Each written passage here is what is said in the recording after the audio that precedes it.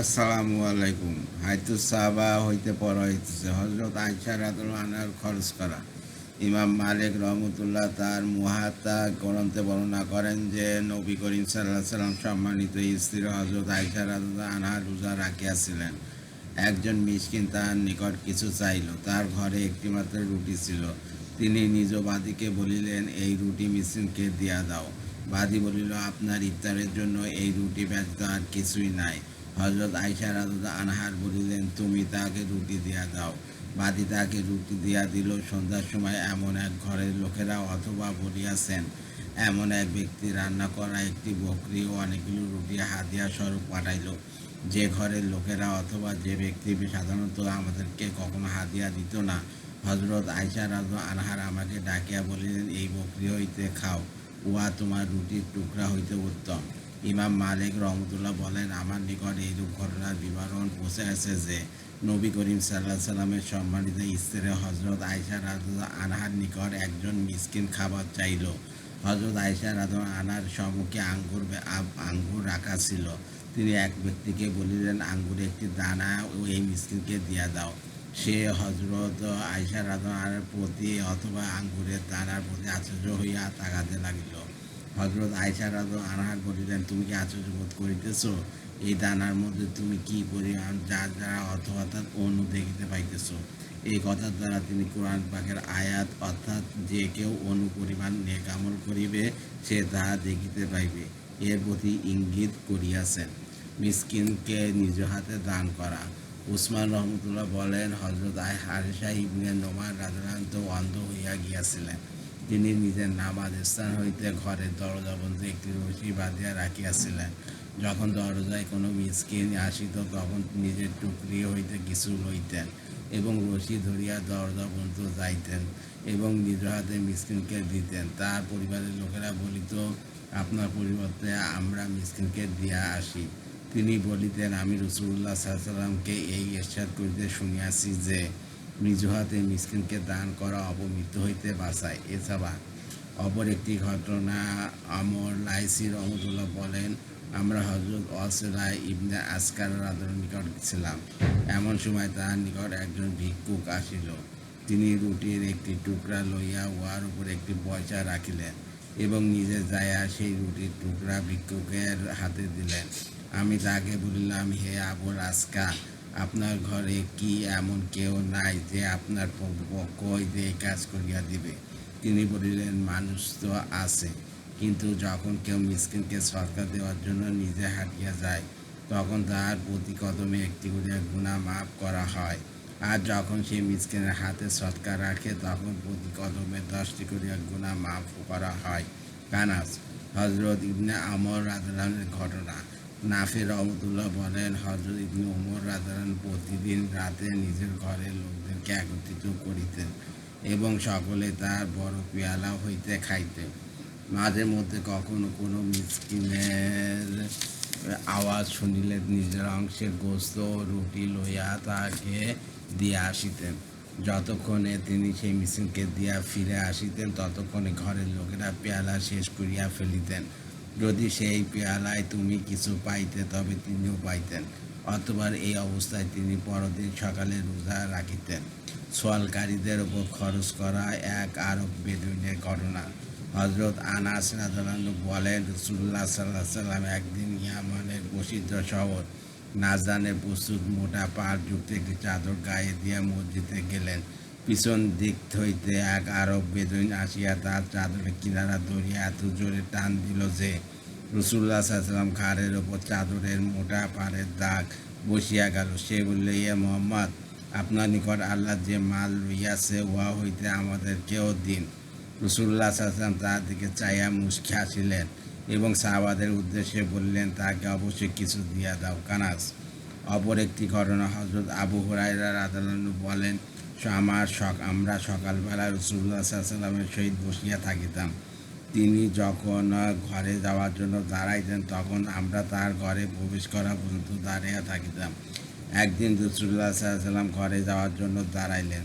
যখন তিনি মসজিদের মাঝখানে পৌঁছালেন তখন একজন গ্রাম্য ব্যক্তির নিকটে আসিয়া তার চাদর ধরিয়া এমন জোরে টান দিল যে তার ঘাড় মুবারকের ওপর লাল দাগ পড়িয়া গেল।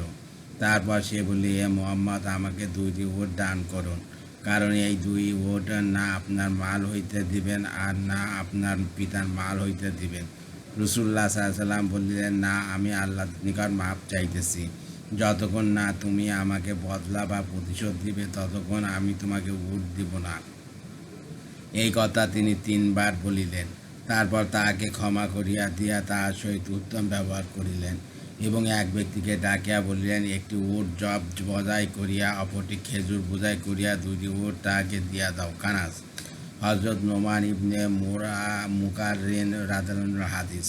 হযরত নোমান ইবনে মুকাররিন রাদিয়াল্লাহু বলেন, আমরা মুজাইনা গোত্রের 400 জন রাসূলুল্লাহ সাল্লাল্লাহু আলাইহি ওয়াসাল্লামের খেদমতে হাজির হইলাম। তিনি আমাদিগকে আপন দ্বীনের হুকুম আহকাম জানাইলেন। আমরা যখন সেখান হইতে ফেরত রওনা হইতে লাগিলাম তখন এক ব্যক্তি বলিল, ইয়া রাসূলুল্লাহ, আমাদের নিকট রাতে খাওয়ার কিছু নাই। রাসূলুল্লাহ সাল্লাল্লাহু আলাইহি ওয়াসাল্লাম হযরত ওমর রাদিয়াল্লাহুকে বলিলেন, উহাদিগকে পথের জন্য খাওয়ার জিনিস দিয়া দাও। হযরত ওমর রাদিয়াল্লাহু বলিলেন, আমার নিকট সামান্য কিছু অতিরিক্ত খেজুর রহিয়াছে। আমার ধারণা হয় উহাতে তাহাদের প্রয়োজন কিছুই মিটিবে না। রাসূলুল্লাহ সাল্লাল্লাহু আলাইহি ওয়াসাল্লাম বলিলেন, যাও, উহাদিগকে পথের জন্য খাওয়ার জিনিস দিয়া দাও। হযরত ওমর রাদিয়াল্লাহু আমাদেরকে উপরতলার এক কোঠায় লইয়া গেলেন। সেখানে একটি ছাই রঙের জোয়ান উট পরিমাণ খেজুরের একটি স্তূপ রাখা ছিল। অর্থাৎ এই ধরনের একটি উট বসিলে যে পরিমাণ উঁচু হয় সেই পরিমাণ একটি স্তূপ। হযরত ওমর রাদিয়াল্লাহু বলিলেন, তোমরা এই খেজুর লইয়া যাও। সুতরাং আমাদের কাফেলায় সকলেই নিজ নিজ প্রয়োজন অনুপাতে খেজুর লইল। আমি সকলের পরে গেলাম। আমি দেখিলাম যে পরিমাণ খেজুর প্রথমে ছিল সেই পরিমাণই রহিয়াছে। উহা হইতে একটি খেজুরও কম হয় নাই। অথচ সেই স্তূপ হইতে 400 লোক খেজুর লইয়াছে। হযরত দুকাইন ইবনে সাঈদ রাদিয়াল্লাহু ঘটনা। হযরত দুকাইন ইবনে সাঈদ খাসামি রাদিয়াল্লাহু বলেন, আমরা 440 জন মানুষ রাসূলুল্লাহ সাল্লাল্লাহু আলাইহি ওয়াসাল্লামের নিকট কোনো সফরের জন্য খাদ্য রসদ চাইতে গেলাম। তিনি হযরত ওমর রাদিয়াল্লাহুকে বলিলেন, যাও, উহাদিগকে সফরের জন্য খাদ্য রসদ দিয়া দাও। হযরত ওমর রাদিয়াল্লাহু আরজ করিলেন, আমার নিকট শুধু এই পরিমাণ খাদ্য রহিয়াছে যাহাতে আমার ও আমার সন্তানদের গ্রীষ্মকালীন 4 মাস খাওয়ার ব্যবস্থা হইতে পারে। রাসূলুল্লাহ সাল্লাল্লাহু আলাইহি ওয়াসাল্লাম বললেন, ওঠো, যা আছে তাই উহাদিগকে দিয়া দাও। হযরত ওমর রাদিয়াল্লাহু বললেন, ইয়া রাসূলুল্লাহ, আপনার আদেশ শুনিলাম ও মানিয়া লইলাম। সুতরাং হযরত ওমর রাদিয়াল্লাহু উঠিলেন, আমরাও তাহার সহিত উঠিলাম। তিনি আমাদিগকে তাহার উপরতলার একটি কোঠায় লইয়া গেলেন এবং কোমর হইতে চাবি বাহির করিয়া দরজা খুলিলেন। হযরত দুকাইন রাদিয়াল্লাহু বলেন, ঘরের ভিতর একটি উটের বাছুর বসিয়া থাকিলে যে পরিমাণ উঁচু হয় সেই পরিমাণ একটি খেজুর স্তূপ ছিল। হযরত ওমর রাদিয়াল্লাহু বললেন, তোমরা এই স্তূপ হইতে লইয়া যাও। সুতরাং আমাদের মধ্য হইতে প্রত্যেক ব্যক্তি নিজ প্রয়োজনে যে পরিমাণ ইচ্ছা হইয়াছে লইয়াছে। আমি সকলের শেষে লইতে গেলাম এবং স্তূপ দেখিয়া আমার মনে হইল কি যেন আমরা এই স্তূপ হইতে একটি খেজুরও লই নাই। অপর রেওয়াতে আছে, হযরত দুকাইন রাদিয়াল্লাহু বলেন, আমরা 400 জনের এক আরোহী দল রাসূলুল্লাহ সাল্লাল্লাহু আলাইহি ওয়াসাল্লামের নিকট খাদ্য রসদ চাহিবার জন্য আসিলাম। পরবর্তী অংশ পূর্বোক্ত হাদিসে ন্যায় বর্ণিত হইয়াছে। এই রেওয়াতে আছে যে হযরত ওমর রাদিয়াল্লাহু আরজ করিলেন, আমার নিকট মাত্র কয়েক শাহ খেজুর আছে, যা আমার ও আমার পরিবারের গ্রীষ্মকালীন মৌসুমের জন্য যথেষ্ট হইবে না। হযরত আবু বকর রাদিয়াল্লাহু বলিলেন, তুমি রাসূলুল্লাহ সাল্লাল্লাহু আলাইহি ওয়াসাল্লামের কথা শোনো ও মানিয়া লও। হযরত ওমর রাদিয়াল্লাহু বললেন, আমি রাসূলুল্লাহ সাল্লাল্লাহু আলাইহি ওয়াসাল্লামের কথা শুনিলাম ও মানিয়া লইলাম। হযরত ইবনে ওমর রাদিয়াল্লাহু ঘটনা। আফলা ইবনে কাসির রাহমাতুল্লাহ বলেন, হযরত ইবনে ওমর রাদিয়াল্লাহু কোনো সোয়ালকারীকে ফেরত দিতেন না। এমনকি কুষ্ঠ রোগীও তাহার সহিত একই পেয়ালায় খানা খাইত, অথচ তাহার আঙ্গুল হইতে রক্ত ঝরিতে থাকিত। সাহাবা রাদিয়াল্লাহু আনহুমদের সৎকার করা। হযরত আবু বকর রাদিয়াল্লাহু ঘটনা। হাসান বসরি রহমতুল্লাহ বলেন, হযরত আবু বকর সিদ্দিক রাদিয়াল্লাহু নবী করিম সাল্লাল্লাহু আলাইহি ওয়াসাল্লামের নিকট নিজের সৎকার লইয়া আসিলেন এবং গোপনে তাকে দিয়ে আরজ করিলেন, ইয়া রাসূলুল্লাহ, ইয়া আমার পক্ষ হইতে সৎকা। আগামীতে যখনই আল্লাহ তাআলা আমার নিকট সৎকা চাইবেন তা আমি অবশ্যই দিব। তারপর হযরত ওমর রাদিয়াল্লাহু নিজের সৎকা লইয়া হাজির হইলেন এবং প্রকাশ্যে এবং প্রকাশ্যে লোকদের সম্মুখে তা পেশ করে আরজ করলেন, ইয়া আমার পক্ষ হইতে সৎকার, আর আমাকে আল্লাহর নিকট ফিরিয়া যাইতে হইবে, অতএব সেখানে আল্লাহর নিকট হইতে উহা বিনিময় লইব। রসুল্লাহ সাল্লাম বললেন, হে ওমর, তুমি আপন ধনুকে তার ব্যতীত অন্য কিছু লাগাইয়াছ, অর্থাৎ তুমি আবু বকর রাদিয়াল্লাহু হইতে পিছনে রইয়াছ। তিনি তো আল্লাহ তাআলাকে আরও দেওয়ার আগ্রহ প্রকাশ করিয়াছেন, আর তুমি আল্লাহর নিকট হইতে বিনিময় লওয়ার আগ্রহ প্রকাশ করিয়াছ। তার আগ্রহ তোমার আগ্রহ অপেক্ষা উত্তম। তোমাদের উভয়ের কথার মধ্যে যেমন ব্যবধান হইয়াছে, তেমনি তোমাদের উভয়ের সৎকের মধ্যে ব্যবধান রহিয়াছে। আলহামদুলিল্লাহ, হাইতু সাবা রাদিয়াল্লাহু আনহুম তৃতীয় খণ্ড হইতে পড়া হইয়াছে।